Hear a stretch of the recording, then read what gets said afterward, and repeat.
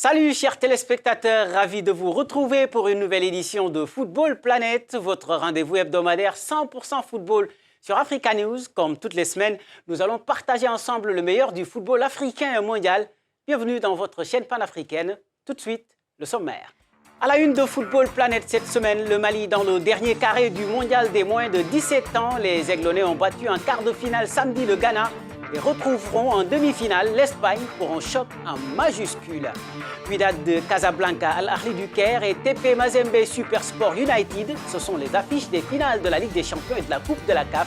Les 4 équipes ont validé leur ticket ce week-end à l'issue de demi-finales, retour sensationnel jusqu'au bout. Et puis Sepp Blatter qui se rappelle aux vieux souvenirs du monde du football. L'ancien patron de la FIFA sera l'invité de marque du président russe Vladimir Poutine à la prochaine Coupe du Monde. Voilà pour le sommaire de Football Planet cette semaine. Le développement est dans une poignée de secondes.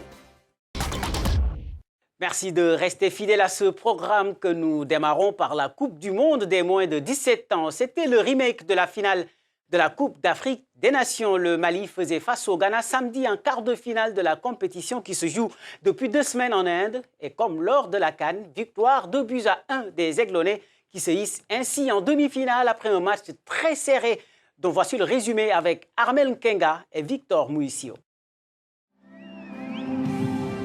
C'était un duel qui assurait à l'Afrique une place en demi-finale du mondial U17. Et c'est le Mali qui y sera après son succès de 1 samedi sur le Ghana, comme lors de la finale de la CAN entre les deux équipes. Les Ghanéens concèdent l'ouverture du score sur cette frappe imparable du buteur des Aiglonnais, Adi Dramé, dès la 15e minute. Les Black Starlets vont tenter de riposter avant la pause, mais ils se voient refuser un but sur une faute peu évidente sur un défenseur malien. À l'heure de jeu, l'attaquant malien Djemoussa Traoré va profiter d'une double erreur du gardien Donlan Ibrahim pour doubler la mise. Mais les Ghanéens vont relancer le suspense après cette faute dans la surface de réparation d'Ofodé Konaté sur Sadik Ibrahim.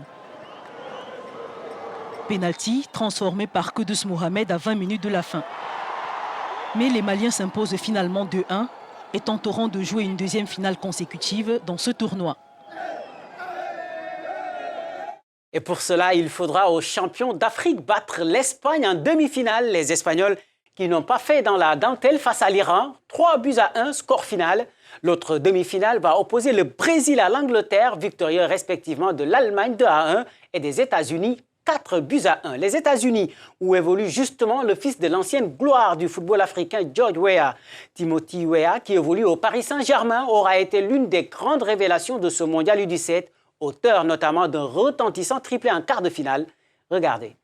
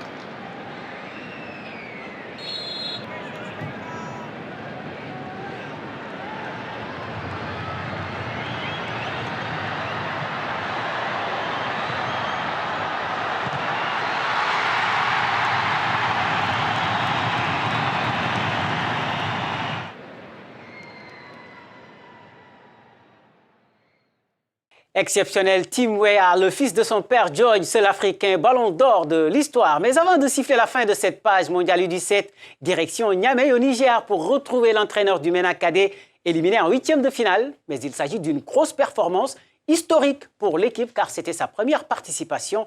Une satisfaction mais également beaucoup de leçons comme l'indique Soumaïla Tchemogo au micro de notre confrère Abdelmalik Koudizé.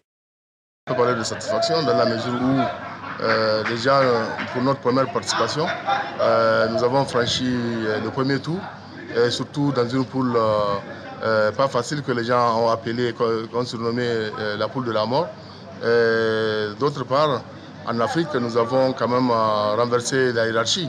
À la CAN, nous étions 4e derrière la Guinée.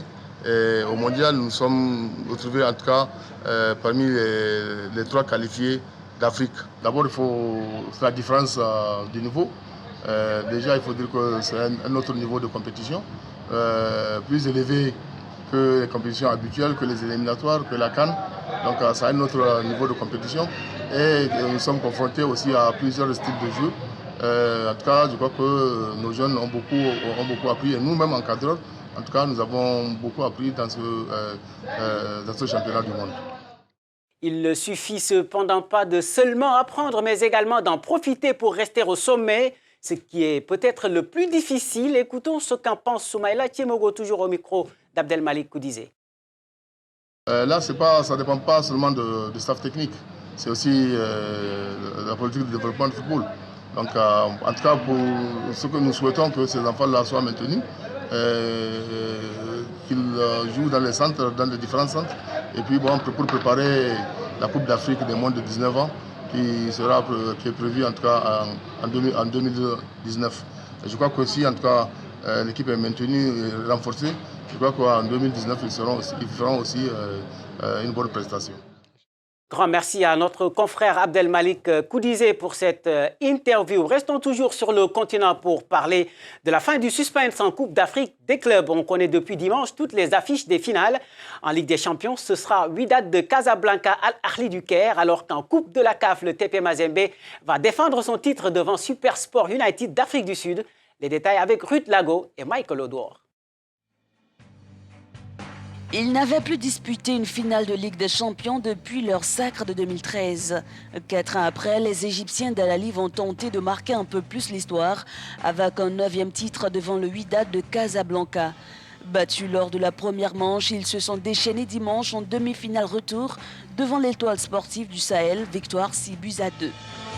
Ce succès net et sans bavure a été acquis grâce notamment à l'attaquant marocain Walid Azaro, auteur d'un triplé retentissant. Avec ce résultat, les Égyptiens lancent un signal fort à leurs adversaires du Wydad de Casablanca qui ont écarté l'USM Alger samedi après leur victoire 3-1. En Coupe de la CAF, le TP Mazembe va défendre son titre jusqu'au bout. Victorieux à l'aller 1-0, les Congolais ont résisté sur la pelouse du FUS de Rabat. Les Marocains n'ont pas réussi à renverser le résultat et ont dû se contenter du nul, 0 but partout, qui les élimine. Les Corbeaux de Lubumbashi retrouveront en finale Supersport United. Les Sud-Africains sont allés chercher leur qualification sur le terrain du club africain, battu 3-1. Je rappelle que les finales des deux compétitions se joueront respectivement le 27 octobre pour la Ligue des Champions et le 17 novembre pour la Coupe de la CAF. Retour une semaine plus tard. En Algérie, c'est maintenant officiel. Rabat Madjer a été installé jeudi dans ses nouvelles fonctions de sélectionneur des Fennecs. Et un chantier colossal attend l'ancienne star du football algérien qui doit remettre sur de bons rails les Fennecs et surtout les qualifier à la CAN 2019, l'objectif principal qui lui a été fixé par la fédération. Je rappelle que c'est la 4e fois que l'ancien attaquant du FC Porto occupe ce poste. Je vous l'annonçais en titre, l'ancien président de la FIFA, Sepp Blatter, sera bien au Mondial 2018 sur invitation de Vladimir Poutine. Un signe de reconnaissance du président russe envers celui qu'il considère comme mon ami et qui avait porté la candidature russe à l'organisation de cette prochaine Coupe du Monde avant d'être évincé de la tête de la FIFA. William Bahia, Michael Dibi. Après 17 ans passés à la tête de la FIFA et malgré une suspension de toute activité liée au football qui court jusqu'en 2021, Sepp Blatter ne compte pas vivre la Coupe du Monde en Russie depuis son canapé. Le Suisse de 81 ans a dit avoir reçu une invitation du pays organisateur.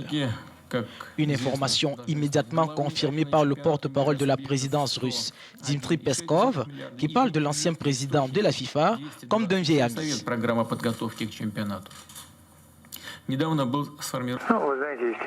Vous savez, dit-il ici, la Coupe du Monde de football est une grande célébration et tous les invités seront les bienvenus. Vous savez que Blatter et Poutine ont une longue histoire de relations amicales. Le président Poutine connaît aussi très bien l'ancien président de l'UEFA, Michel Platini, donc ils seront les bienvenus à Moscou.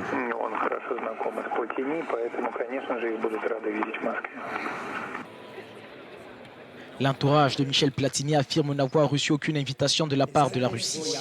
Sepp Blatter, lui, explique vouloir participer au match d'ouverture. Depuis 2015, l'ancien président de la FIFA purge 8 ans de suspension pour paiement déloyal de 2 millions de francs suisses en faveur de Michel Platini.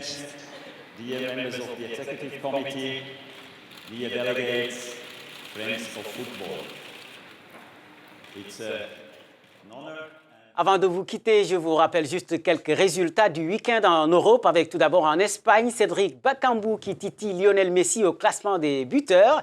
Très en forme en ce début de saison, l'attaquant congolais a inscrit samedi son 8e but en Liga pour une victoire 4-0 de Villarreal devant Las Palmas.